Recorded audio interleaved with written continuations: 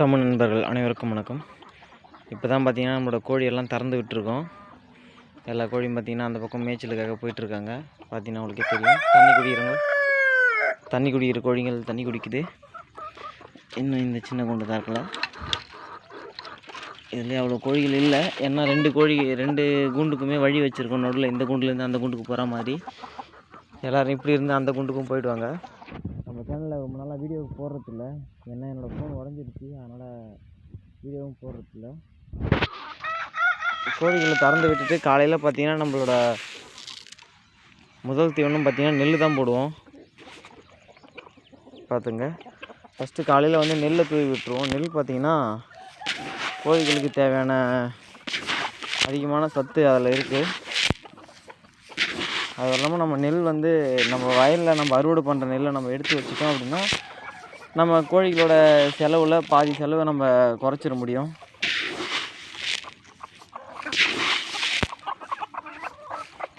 நம்ம அதிகமாக இந்த கடையிலேருந்து போடுற செயற்கை தீவனத்தெல்லாம் பயன்படுத்துறதில்ல, ஃபுல்லாகவே இயற்கை தீவனமாகவே பயன்படுத்த ஆரம்பித்தாச்சு.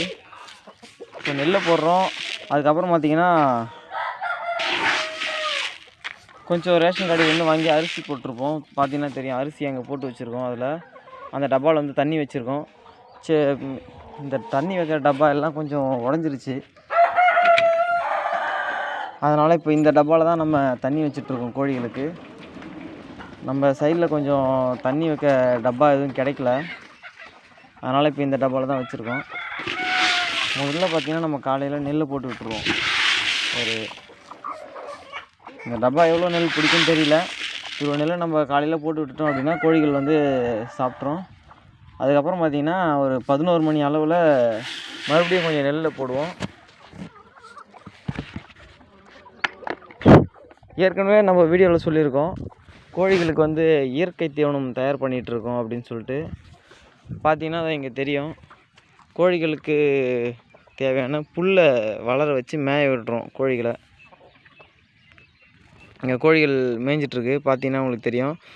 இப்போ வந்து இப்போ ஒரு வாரத்துக்கு முன்னாடி தான் இதை நம்ம திறந்து விட்டோம். கோழிகள் இது வந்து இதில் சரியாக மேய ஆரம்பிக்கல. அது எல்லாமே இப்போ பனி பொழியுதுன்றதால கோழிகள் இப்போ தான் மேய்ஞ்சிட்ருக்காங்க. இன்னும் யாரும் உள்ளே போகல, செடிகள் எல்லாம் ஈரமாக இருக்குது. கோழிகள்லாம் பார்த்திங்கன்னா இந்த பக்கமாக மேய்ஞ்சிட்ருக்காங்க. இதே மாதிரியே பார்த்திங்கன்னா இயற்கை தீவன முறை வந்து இந்த பக்கமும் பண்ணியிருக்கோம். இந்த பக்கம் வந்து இப்போ தான் பண்ணியிருக்கோம், பண்ணி ஒரு 10 நாள் ஆகுது. ஆனால் அதில் கோழிகள் போகாத அளவுக்கு வலைலாம் கட்டியிருக்கோம். வலையை கட்டிட்டோம். இன்னும் இந்த புல் எதுவும் வளரலை. பார்த்திங்கன்னா தெரியும், சின்னதாக தான் வளர்ந்துருக்கு. இப்போ இந்த புல் வளர்கிறதுக்கு எப்படி இன்னும் ஒரு 20 நாள் ஆகும். 20 நாளைக்கு அப்புறம் நம்ம இதையும் திறந்து விட்டுட்டோம் அப்படின்னா கோழிகள் மேய்வாங்க. அப்புறம் பார்த்திங்கன்னா நம்மளோட பண்ணையில் வந்து இந்த மழை காலத்தில் வந்து தார்பாய் போட்டிருந்தோம். இப்போ அந்த தார்பாய் பார்த்திங்கன்னா இந்த ரேஞ்சில் தான் இருக்குது. எல்லா தார்பாயும் கிழிஞ்சிருச்சு. தார்பாய் போட்டு ஒரு 3 மாதம்தான் ஆகுது. 3 மாதத்தில் எல்லா தார்பாயுமே இந்த மாதிரி ஆயிடுச்சு. ரொம்ப சுத்தமாக எதுவுமே இல்லை, அந்த ரேஞ்சுக்கு கிழிஞ்சிருச்சு. தனித்தனியாக பிச்சு தொங்குது. வாங்கும்போது இதுதான் ஃபஸ்ட் குவாலிட்டி தார்பான்னு சொல்லிட்டு சொன்னாங்க. ஆனால் பார்த்திங்கன்னா இதுதான் இருக்கிறதுலையே ரொம்ப மோசமான தார்பாவாக இருக்கும். வாங்கி போட்டு 3 மாதம் கூட வரல. தார்பாய் எடுத்துருக்கலாம், ஆனால் இன்னும் பனி பொழிஞ்சிட்ருக்கு அப்படின்றதால நம்ம தார்பாயை மேலேயே போட்டு வச்சுருந்தேன். நான் எடுக்கிறதுக்குள்ளவே தார்பாய் கிழிஞ்சிருச்சு. இந்த பனி கொஞ்சம் குறைஞ்சா தார்பாய் எடுத்துருக்கலான்னு பார்த்தேன், ஆனால் பனி குறையத்துக்குள்ளவே தார்பாயெல்லாம் கிழிஞ்சிருச்சு. ஒரு தார்பாய் வாங்கி போட்டால் 3 மாதம் கூட வரல. அடுத்து பார்த்திங்கன்னா இந்த இடத்துல பார்த்திங்கன்னா கொம்பு நட்டுருக்கேன், தெரியுதுங்களா? தெரியும், கொம்பு நட்டு வச்சுருக்கேன். இந்த இடத்துலையும் நம்ம புல்லை வளர்க்குறதுக்கு தயார் பண்ணிகிட்ருக்கோம். கொம்பு நட்டு ஒரு இடத்துல பார்த்திங்கன்னா வலை கட்ட ஆரம்பிச்சிட்டேன். இந்த இடத்துலையும் புல் நட போகிறேன். முக்கிய காரணம் பார்த்திங்கன்னா எல்லா இடத்துலையும் புல்லை தயார் பண்ணுறதுக்கு முக்கிய காரணம் பார்த்திங்கன்னா இயற்கை தீவனம் தாங்க கோழிக்கு தயார் பண்ணுறேன். இப்போ என்னென்னா, நம்ம எல்லா இடத்துலையும் புல்லை தயார் பண்ணி விட்டுட்டோம் அப்படின்னா கோழிகள் வந்து இங்கே இருக்கிற உணவையே சாப்பிட்டு வளர்ந்துடும். இப்போ ஒரு வேளை நம்ம நெல் போடலை, நம்ம வெளியே போயிட்டோம், நம்மளால் நெல் போட முடியல அப்படின்னா கூட கோழிகள் வந்து நம்மளோட கையை எதிர்பார்க்கணுன்ற அவசியம் கிடையாது. அதுங்களா வெளியே போயிட்டு அதுங்களுக்கு தேவையான மொத்த உணவையும் அதுங்களே மேய்ஞ்சிட்டு வந்துடணும். அந்த மாதிரி நம்ம தயார் பண்ணி வச்சுக்கணும். இல்லை நம்ம இங்கே எதுவுமே எந்த ஒரு உணவுக்கான எந்த ஒரு வழியுமே இல்லை, நம்ம கையில் இருக்கிற தீனியை போட்டால் தான் கோழிகள் உயிர் வாழணும் அப்படின்னா அது ரொம்ப கஷ்டம். ஏன்னா நம்மளோட செலவும் அங்கே அதிகமாக போகும். நம்ம கையில் இருந்து கோழிகளை பொறுத்த வரைக்கும் எவ்வளோ போட்டாலும் சாப்பிட்டுக்கிட்டே இருக்கும். அதனால் இந்த மாதிரி தயார் பண்ணியிருக்கேன். இது வந்து எல்லாமே என்னோடய அனுபவத்து மூலமாக பண்ணது தான். ஏன்னா நான் இதில் நிறைய அனுபவப்பட்டேன், நிறைய நஷ்டங்களை சந்திச்சிட்டேன். ஸோ அதிலேருந்து நான் கற்றுக்கிட்ட விஷயங்கள் தான் இதெல்லாம். அதனால தான் நான் இப்போ ஒன்று ஒன்றா இதெல்லாம் பண்ணிகிட்ருக்கேன். இப்போ எனக்கு அதே மாதிரி பார்த்திங்கன்னா கோழிகள் உள்ளே மேயறதுக்கு எதுவும் இல்லை அப்படின்னாலே வெளியே போக ஆரம்பிச்சிருங்க. இந்த கூண்டை விட்டு எவ்வளோ பெரிய வேலி போட்டாலும் சரி, அந்த வேலியை தாண்டி பறந்து வெளியே போய் மேய ஆரம்பிச்சிருங்க. இப்போ எனக்கு எந்த கோழியும் மோஸ்ட்லி போகிறதில்ல. ஏன்னா நான் இந்த பக்கங்களில் வந்து பார்த்திங்கன்னா இந்த பக்கம் புல் வளர்த்துட்டேன், இந்த பக்கத்துலேயும் புல் வளர்த்துட்டேன், அந்த பக்கமும் வளர்க்க ஸ்டார்ட் பண்ணிட்டேன். இதனால் என்ன ஆகுதுன்னா வெளியே போகிற கோழிகள் அப்படி போகும்போது என்ன ஆகுது, அந்த புல்லில் மேயறதுக்காக போயிடுறாங்க. அதனால் புல்லில் மேய்ஞ்சிட்டு இருக்கிறதால அவங்களுக்கு வெளியே போகணுன்ற எண்ணம் வரல. ஸோ முட்டையும் நமக்கு இப்போ தான் அதிகமாகிட்டுருக்கு. நம்மளோட பழைய கோழிகள் பார்த்திங்கன்னா நிறைய இருந்துருச்சு. வயது முதிர்ச்சி காரணமாக பழைய கோழிகள் எல்லாமே இருந்துருச்சு.